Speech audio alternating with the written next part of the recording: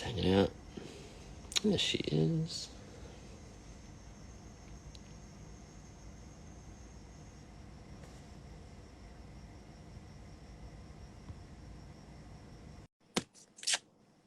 Hi, Rachel.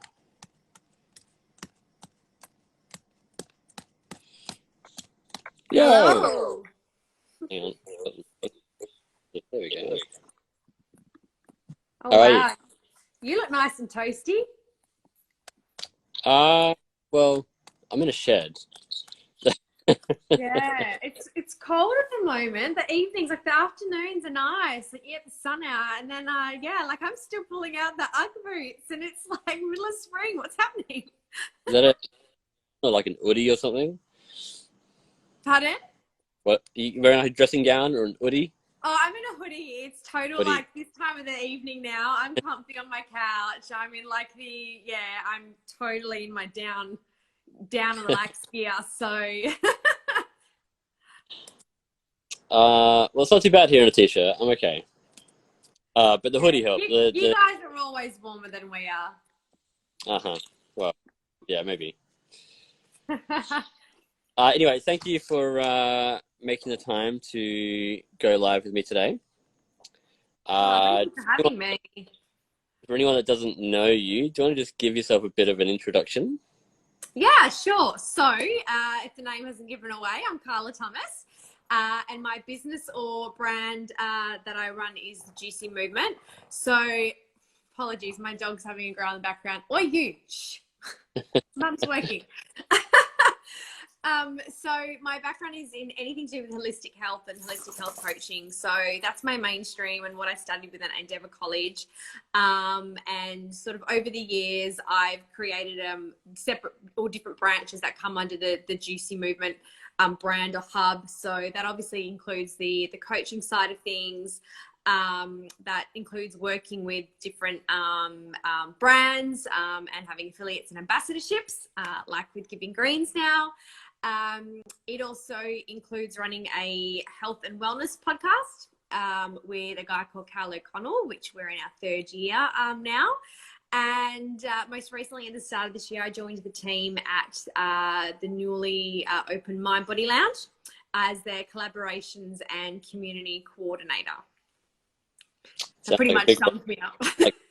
I know you do a lot. There's a lot of things. Did you mention everything? There's Kicks Fits. Yeah, so I'm still on the Kicks Fit platform as a health coach. I've written a book about 4 years ago. Keep saying I might do another one. We'll see. But yeah, a lot of different things. Sometimes difficult to balance them all. However, I like variety, and I think the problem is I like all of them. So it's just about making it work for me. Yeah, of course. One of the things you mentioned on your website is this mind-body medicine. Can you Yes. explain that a bit? Yeah, so I don't believe that Endeavour College have that advanced diploma anymore, but specifically when I studied, which was through 2010, 2012, they had a diploma in holistic counselling and mind-body medicine. And it was run through them and a place called Life Academy in Joondalup. It was brilliant. And the mind-body medicine aspect was actually flower essences. So most people are familiar with bush flowers or, Australian native bushes, which is what naturopaths use. This one focused on 88 Western Australian different flowers and, utilising, essences through counselling and therapeutic ways on a subconscious level. Yeah, right. That was actually a lot deeper than I thought. Yeah. So topically, or also you can take them under the tongue. Very similar to, I guess, any other kind of tincture. As such, you can use them on acute points. Quite powerful. Yeah, right. And the Juicy Movement, what inspired the start of that? And where does the name come from? Yeah, so funnily enough, at the time I was starting to study, I'd also started taking a product called Juice Plus. And I ended up about 8 months into studying, signing up to have a franchise with them. And that just had a lot to do with utilizing supplement. I mean, now we say ambassador affiliates. I think when it comes to network marketing, it's like partner or, franchisee, etc. So I was sort of doing that as an easy way to earn another part-time income while studying full-time. So that was something I was very lucky enough to be around through that for free. A lot of great business minds and health expert minds. And I realized it would be a great way to potentially then create leverage, a sort of client base to an extent. So when I was ready to, I guess, branch out in my own sort of holistic coaching brand and face, I would already have sort of a foundation there to work off. So initially the Juicy movement came about things that I was doing with them. And then in the process of doing the book, writing a book, which was end of 2016, it didn't launch till May 2017, I sort of just named the book that for the moment because I was utilizing that elsewhere. And then my editor and project manager and the team behind it all said, no, we really like the name. And for us, it actually means like juicy and vibrant and, you know, all sorts of different things. Like we want to keep that. So it wasn't even meant to be. And then I guess from there, it just stuck and became my thing and everything grew from it. Yeah, cool. I like it. Oh, thank you. It's worked well in a lot of different playful ways now when I look back on it. So I have to thank them. Yeah, versatile. And I've definitely I know I've met so many of the Juice Plus people. I think probably through you initially. I think you might have been the first one I met, and then I just got exposed to all these others all of a sudden. Yeah, I know a few of them are regulars of yours, and you've been involved in stuff that's really cool. Yeah, I like them. I want to take a moment and just go back into the past a little bit and find out what Carla was like growing up and whether or not you really had much of a priority or an emphasis on health and wellness as you were growing up. So I guess I danced all my life growing up. So the aspect of, I guess, you know, keeping physically fit was never something I sort of thought about. You just kind of danced and, you know, you didn't have to worry. I think your teenage years, which is pretty common, especially in females, things start to change in your body and you start to take a bit more notice and, you know, dieting starts to come into an aspect and girls are comparing and everything. So it wasn't that I don't think I didn't have an interest. I just think that the knowledge we had and education or lack of education, everything was just so back.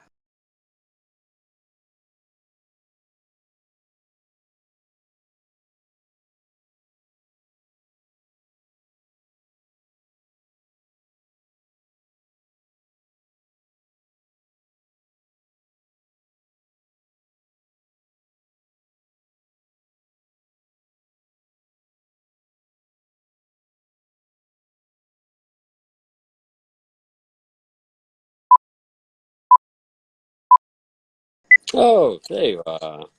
Don't you just love technology? I don't know if that was your end or my end. I was speaking and you were frozen and then gone. And I thought, do I just keep going? Yeah, all right. What did you last catch? When did you fade on me? You were saying that it's quite typical for teenage girls to start thinking more about their appearance. Yes. Yeah. So I think that's where, going down that path of you start reading about diets and magazines or, you know, friends come and tell you something and you're trying this and that. And there's all that whole comparison mode. And I think when you're struggling to also get used to changes, and I was very much like that, it's hard for people to believe now because I'm so petite, but I went through the teenage, like, chubbier stage as well. I was never overweight, but I was, you know, bigger. And I think that was dealing with not, you know, eating well or what you thought was well and hormones and all the rest of it. And you probably start to go and party a little bit as well. So between all of that, I developed a lot of unhealthy habits towards food and exercise. And, you know, I was struggling mentally as well with anxiety and things on and off. So all of that in the end, I think really led me to having, I guess, no choice, but also universally finding not just with like Juice Plus being a sort of entryway into the idea of whole foods and eating, you know, for health, not for staying skinny, but for health. And then looking to find something I wanted to study within health and nutrition. And I came into Endeavour and found the right, you know, diploma for me. And I worked at the front of house of a gym as well. And I was exposed to one trainer in particular I always talk about that was so ahead of his time with how he was approaching holistic health. That was like 2009, where people would look at you so weird. What the hell is kefir? What's coconut oil? You know, what's this functional training stuff? So, yeah, by 22, it kind of got me there. And I knew that not only had I found something I wanted to delve into, but I knew that it was without a doubt going to be of great benefit to me personally. Yeah, sure. And what do you attribute, because I imagine a lot of people don't develop that awareness of perhaps the habits and or the path that they're on isn't healthy. They don't realize that. Was there a moment where you realized you had that light bulb moment, or you met someone or something where you started to really assess what you were doing and think, like, this isn't the way I want to continue? Yeah, look, I think for me, it was really just being so up and down. You know, I had bulimic habits and tendencies. It wasn't full time, but I most definitely, when I was feeling stressed or upset, would turn to those habits. You know, I stressed if I hadn't exercised for a day, that I would, you know, put on weight. You know, all those things. And like I said, I was, you know, also on the grips of like anxiety and being on medication on and off. And, you know, you can see how it's all interlinked now, right? With the whole mind body aspect, but you don't know what you don't know.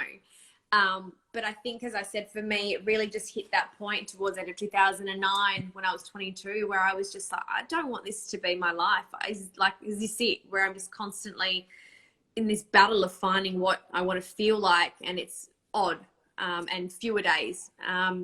So I really think, as I said before, it was a combination of just meeting the right people, being in the right place at the right time, finding the right things that interested me. That I remember just walking out of my first lecture in 2010 and driving home with like the biggest smile on my face, thinking, okay, this is it. This is what I found, what I'm supposed to be learning.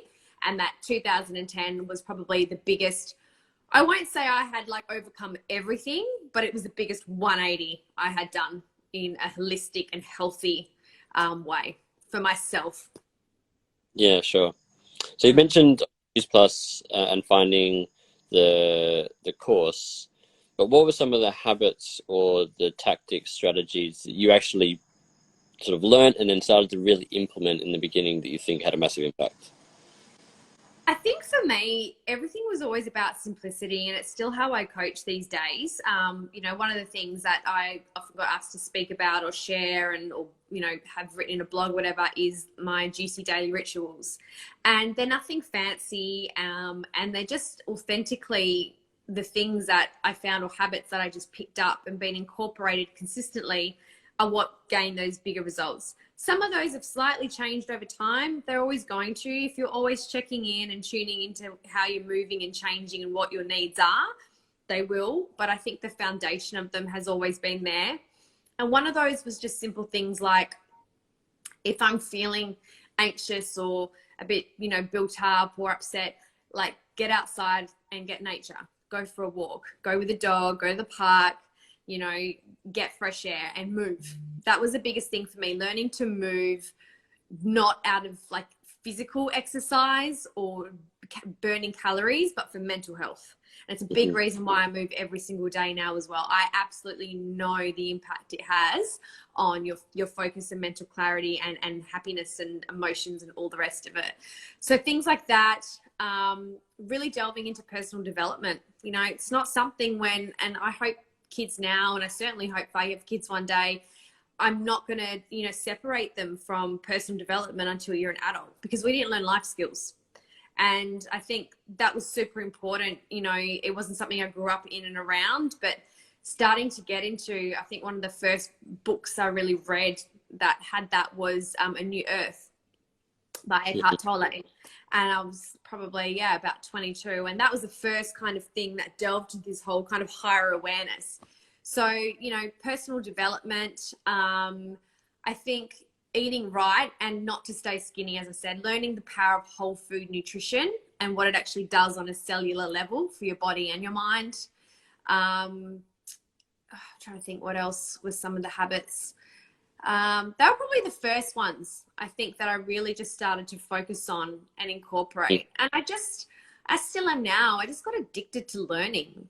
You know, I just love like little biohacking things, and just I'm constantly listening to different podcasts or watching something or reading something, and just figuring out more about myself at the same time. But they were probably the main sort of few key things. And I think what you'll find is the minute you just start one habit and start to get consistent, it tends to create a catalyst effect. And then before you know it, when that becomes back a hand, you are naturally, instinctively looking to create or do or better, or have the energy or the inspiration to have other things, and everything starts to sort of fall in line. But it's a really slow process when you do it holistically. And I think that's why a lot of people try and take the shortcuts first, because it is a journey. You're not going to get the results you want straight away. You've got to really delve down. And I always say, you've got to dig into some deep shit if you really want to make some and that's not just once. If you're going to have a lifestyle that does that, you're constantly going to be going through, do you know what I mean? These ups and downs and, you know, epiphanies and all the rest of it. You know, we're always going to have our moments, but I think having those foundational principles that, you know, always help you find your grounding and balance, that's what I try and teach other people, to find what theirs are, and then always look to how that they can check in and rehash or revamp or change and, you know, zig and zag through them. Yeah, it's powerful to have that foundation to go back to, because no matter what happens in your life, like, you know, you can always go back to kind of, it's not quite zero, but it's a good place to start if need be. And I do like it's, once you do start to open up your awareness as to like what is possible, and like even if you can make yourself feel 1/10 better than what you have been feeling, it just makes you realize, oh wait, I can possibly do that again, and you find something again, and you just keep going, and it just starts this entire this like journey of like, what's the next thing I can do to make myself feel better, or like how much better could I be feeling? Like I remember having that first experience when I started seeing a personal trainer when I was 19, and I was eating, like, I was fairly active at the time, eating crappy food, but he kind of educated me on nutrition, had me working out, and I just had this massive change in just my energy levels. It was incredible, and it inspired me to become a personal trainer as well. Yeah, just always knowing that there was like another level of better. It's quite. And I think that's the key, what you just said. It's always about how do I, you know, build on this? How do I get better? How do I evolve? And so when people talk about, you know, fearing, you know, aging process, you know, it's not like things aren't going to change. I'm 34 now, but there are a lot of ways I feel even better, and more confident and sure and stronger. Like physically and mentally, I'm stronger than I've ever been. And I think it's always going back to those those non-negotiables as well, and those like foundational principles that you know will always help reset you, you know, when you have like faceplant, you know, moments. Which we which we do. Working with clients, what do you think some of the biggest hurdles for them are? Like when you first start working with them, like what are the things, some of the things that come up repeatedly that you have to really push them through? I think, to be honest, it's just trying to do everything at once. You know, people have this whole tomorrow everything's going to change, and it's like, no, it's not. So I'm very realistic, like, with clients, and I'm very open that this is my story. Everything I teach and coach is from what I've learned, but also personally, you know, how I approach life and authentically. It may not be for you, but this is how I work. So if you're looking for some, you know, if it's just about weight loss, not health, if it's just about, you know, a quick fix and something you're wanting in 6 weeks and unsustainable, not me. So I think teaching them to understand health as a lifestyle versus this whole, oh, I've been good, I've been in a gym for a month, I haven't gone again, I've been eating really healthy, or I haven't. Well, that's not it. That's not how it's supposed to work. When you live a certain way, it's not I'm having a good week, bad week. It's just life, you know? And so the whole, I think, trying to teach them about creating a healthy lifestyle versus just, you know, for a certain amount of time, and understanding. And I think too, confusion, that's the biggest hurdle. There's so much information now which can be both good and bad, because it is confusing and everyone's getting told what to do. And I think I've always taught to find, as I said, those holistic dots that make up that circle. It's not just eating and it's not just exercise. It's all the components, include your relationships and connection and you time and, you know, all those types of things. So helping them discover what that looks like for them. To me, that's empowering someone, and that's how I had to figure it out for myself. You know, I had to try sort of different ways and, you know, just get curious, I guess, and not see anything as a failure, to figure out what sort of works for me. So I think trying to empower my clients to not look for just a handbook and go, here, go do this, but rather, hey, let's figure this out together. What does health look like for you? What do you want to look like and feel like at your very best? Let's find that. Yeah, cool. Amazing. All right, I'm going to close off with one last question. But before I do that, I guess, how can people find you besides Instagram if they want to get in touch with you? Yeah, so Instagram is probably the best. If not, you can email me hello@carlathomas.com.au, or find me on my website, www.carlathomas.com.au. And then, of course, Facebook, Carla Thomas, The Juicy Movement, is my work one. And that's probably all my stuff. Otherwise, yeah, LinkedIn, and then there's the podcast as well. Yeah, of course, the C Word podcast, yeah. Yes, thank you. All right, so the last question. What does living a healthy, happy life mean to you?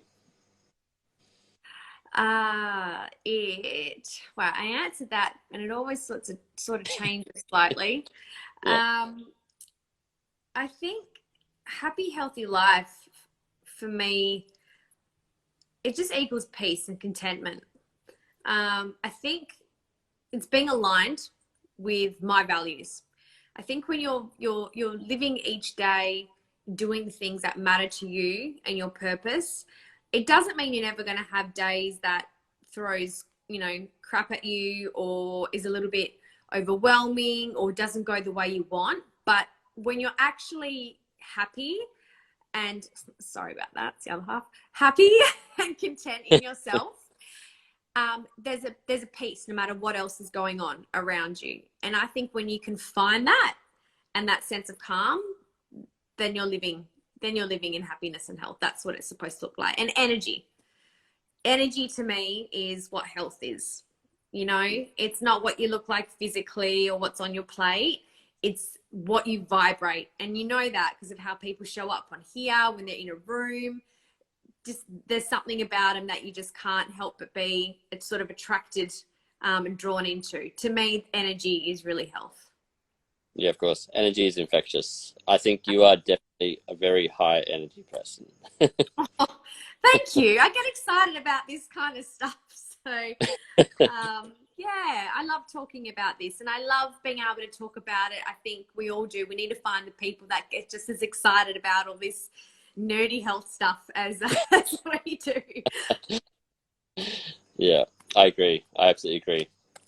All right, well, let's wrap up. But thank you very much for taking the time to have this chat with me. I'm super stoked. I can't remember how long ago it was now. It must have been years ago that we first interacted on Instagram. Must have been a couple of years ago now. I feel like it's more, but I was looking back not long ago finding pictures, and I think it was like maybe 2 years ago, maybe now. Yeah, a while ago. And you've connected me with so many great people. So yeah, I'm really grateful for that. So thank you. Oh, well, thank you for what you do. And honestly, I really am just so happy to be on board with Microgreens. It's just you have such a wonderful and authentic and just genuine care and heart for what you do and wanting to make a difference, and that's infectious, and they're the type of people that I want to work and connect with. It's not hard. So yeah, thank you for believing in, I guess, your vision and dream, and it's been wonderful to see how much Microgreens is growing as well. Yes, well, thank you very much. It has, keeps going. It's amazing. Yes, I saw you're at Main Street Larder now, which used to be one of my local regulars too, so that's cool. Yeah, they're a new one. New ones coming on board all the time, which is fantastic. Yeah, super exciting. Yeah. All very busy, but very good. Yes, I hear you. I get it. All right, I'm going to let you go. Thank you very much again, and enjoy the rest of your night. I'll speak to you soon. Yeah, thanks so much, James. And anyone that hopped on, appreciate it. See you guys. Thank you. Bye. Okay.